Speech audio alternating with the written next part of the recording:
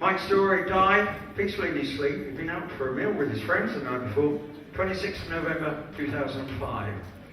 It gives us great pleasure to induct him into the hallowed British Country Music Hall of Fame. Ladies and gentlemen, Mike Storey.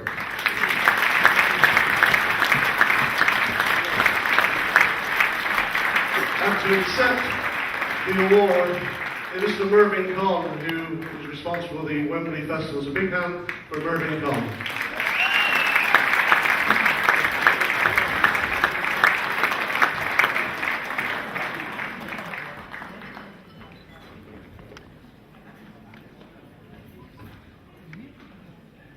Good evening, ladies and gentlemen. What a long time since I've met a lot of you people, but we might have a pleasant surprise for you soon. This is my little daughter Lily. I don't know many people who ever came to Wembley remember my mother. Her name was Lily, and I've named her after her.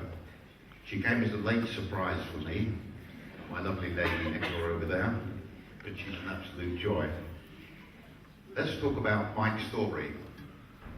Mike, I knew in 1968. In 1968, a man called Charles Williams one evening says to me, Mervin, you've got to come along with me to the Russell Square Hotel because they're doing this awards thing. And it wasn't awards, they were setting up the British Country Music Association that evening. Well, Charles Williams was one of the directors of Fuller Smith and Turner Breweries, and he had a pub called the National Rooms. I don't know if any of you remember it, but he was a great supporter of country music, and at that time I was not really involved in country music, except I was touring Johnny Cash and doing his tours here, and the penny never dropped in my head about country music. That evening I went to the Russell Square Hotel, and there must have been at least 400 guys there forming this association. On that way home in the car that evening, my head was swimming round how 400 guys from all over the United Kingdom could come to London and form an association for country music.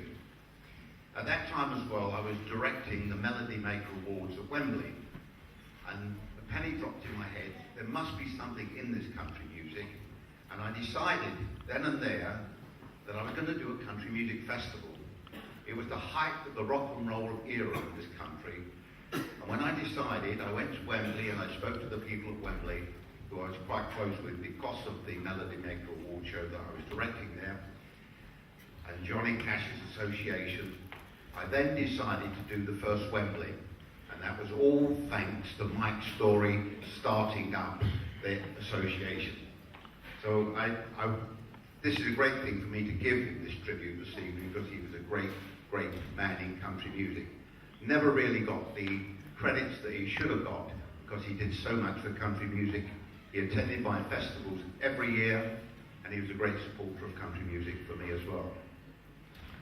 Have I got to give the award to him? Yes.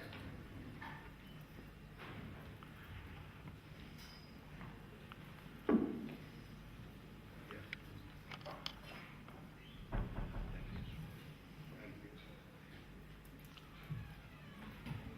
like to say just a couple other things. I have a book coming out at the end of this month on October the 28th called Mr. Music Man, and it's, if you want to read about the backstage of Wembley, you've got to get the book. Now, talking about Wembley, I had a meeting last week with Wembley, and I've penciled in 2012 to bring back the festival.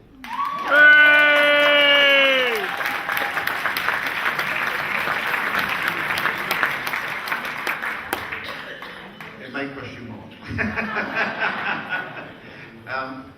I'm meeting with the BBC next week, and it looks pretty good as far as they're concerned.